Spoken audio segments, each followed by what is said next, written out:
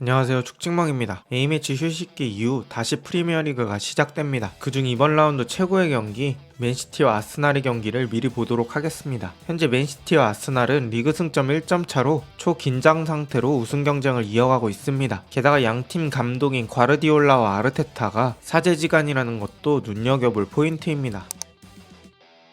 일단 홈팀인 맨시티부터 부상 선수 체크해보겠습니다. 에데르송은 지난 리버풀과의 경기에서 당한 부상으로 출전이 불가능합니다. 그리고 워커, 스톤스, 아칸지, 누네스는 완전 불가능하다고 말할 수는 없지만 출전이 불투명하다고 보면 될 것 같습니다. 특히 풀백 뎁스가 두껍지 않은 맨시티 입장에선 워커의 부상이 아쉬운 상황입니다. 우풀백에 이번 시즌 경기를 많이 소화하지 않은 리코 루이스밖에 없어서 좋지 않은 상황입니다. 다음은 원정팀 아스날 보겠습니다. 시즌 초 큰 부상을 당하며 시즌 아웃설이 돌았던 팀버는 소식에 의하면 복귀가 임박했다고 하는데 일단 무리시키진 않을 것 같습니다. 마르티넬리는 부상이라는 얘기가 있어서 맨시티전의 출전은 불투명할 것이라는 현지 측 이야기가 많습니다. 맨시티에 비해서는 확실히 부상 선수는 없는 편입니다. 의심되는 선수까지 일단 전부 제외한 제가 예상하는 선발 라인업입니다. 포백부터 보면 루이스, 디아스, 아케, 그바르디올의 가능성이 높습니다. 그바르디올과 아케는 서로 바뀔 가능성도 있습니다. 지난 아스날과의 1차전도 그바르디올이랑 아케가 나왔는데 아케를 센터백에 세웠기 때문에 일단은 이렇게 짜봤습니다. 그리고 펩은 스톤스가 없을 땐 아칸지를 주로 인버티드 센터백으로 사용합니다. 근데 아칸지마저 출전이 쉽지 않으니 코바치치를 로드리 짝으로 출전시키는 걸 생각해봤습니다. 코바치치 합류로 투볼란치가 만들어졌으므로 이선을 충분히 공격적으로 갈 수 있습니다. 이선은 포든, 덕배, 베실바의 원톱은 홀란드를 예상해봤습니다. 다음은 아스날입니다.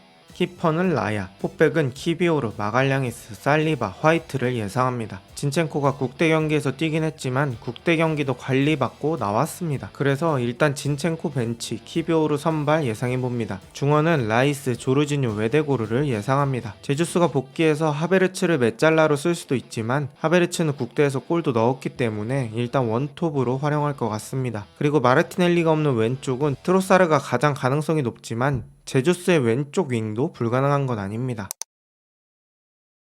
먼저 아스날 홈에서 펼쳐진 1차전이 어떻게 흘러갔는지 한번 보겠습니다. 맨시티가 로드리 징계로 못 나왔던 경기입니다. 로드리가 없었음에도 맨시티는 높은 라인에서 압박했죠. 맨시티는 홈이라 주도하고 싶을 겁니다. 그래서 라인을 높게 가져갈 확률이 높습니다. 아스날이 주로 공 받아주는 선수가 라이스와 조르지뉴니까 그쪽에만 신경 쓰다가 활발하게 움직이는 트로사르에게 한 번에 전진 패스를 허용하는 장면입니다. 지금 같은 장면이 나올 수 있죠. 물론 로드리가 나오면 이런 게 어느 정도 잡히긴 하겠지만 하베르츠나 트로사르의 불규칙한 움직임이 아스날 공격의 실마리가 될 수 있습니다. 반대로 아스날이 전방 압박할 때는 다른 상황이 일어날 수 있습니다. 보통 아스날은 매우 높은 라인에서 1대1로 마크를 시켜서 한 곳으로 몰아세웁니다. 이때 왼쪽 측면이면 그바르디올이 공을 잡을 확률이 높은데 그바르디올이 오른발에서 패스미스 날 때가 꽤 많습니다. 아스톤빌라 원정에서 맨시티가 패배할 때 그런 장면들이 많이 나왔죠. 그래서 이런 아스날의 전방 압박 상황에서 경기 흐름을 바꿀 변수가 나올 수도 있습니다. 또 다른 상황을 가정해보겠습니다. 맨시티는 수비 상황에선 보통 4-4-2 형태로 수비합니다. 만약에 하베르츠와 트로사르가 동반 출전한다면 둘이 자리를 자유롭게 바꿀 겁니다. 그러면서 투볼란치와 센터백 사이 포켓 공간을 계속 노릴 확률이 높습니다. 이 부분을 어떻게 컴팩트하게 막느냐가 맨시티는 중요하겠죠. 맨시티의 공격 상황을 가정해보겠습니다. 맨시티는 로드리의 짝이 코바치치일 때와 스톤스일 때 공격 형태가 달라집니다. 코바치치일 때는 뒤에 센터백 2명 남겨두고 풀백까지 모두 올려서 공격 쪽에 6명을 만들어 놓습니다. 여기서 핵심은 공이 포든 쪽으로 가든 베실바 쪽으로 가든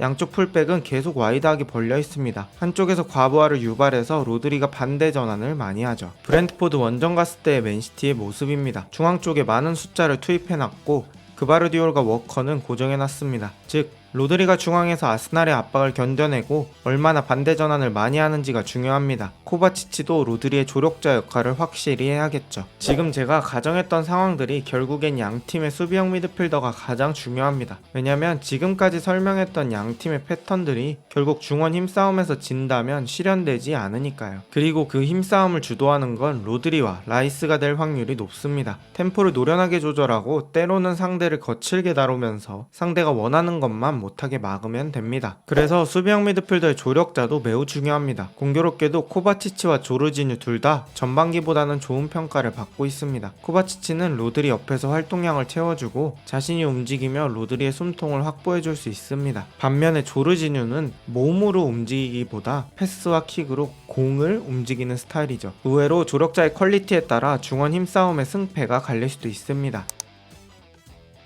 아스날은 맨시티 원정에서 약한 편입니다. 2015년 프리미어리그 22라운드 지루와 산티 카솔라의 득점으로 아스날이 2대0으로 승리했습니다. 그리고 그때부터 지금까지 맨시티 원정에선 단 한 번도 이기지 못했습니다. 맨시티 원정에 많이 약하긴 하네요. 기간을 전체로 늘려보면 달라집니다. 맨시티 19대 아스날 24로 아스날이 전체적인 기간으로는 맨시티를 이깁니다. 옛날부터 아스날이 맨시티에 약했던 건 아니었죠. 스승 펩과 제자 아르테타의 만남 만으로도 설렘을 주는 대결입니다. 게다가 양팀의 승점 차는 단 1점, 우승 싸움에서 매우 중요한 경기입니다. 사실상 승점 6점짜리 경기가 곧 펼쳐집니다. 양 감독의 전술, 전략 싸움이 너무 기대가 되네요. 오늘 영상은 여기까지입니다. 도움이 되셨다면 구독 부탁드리고 좋은 하루 되세요.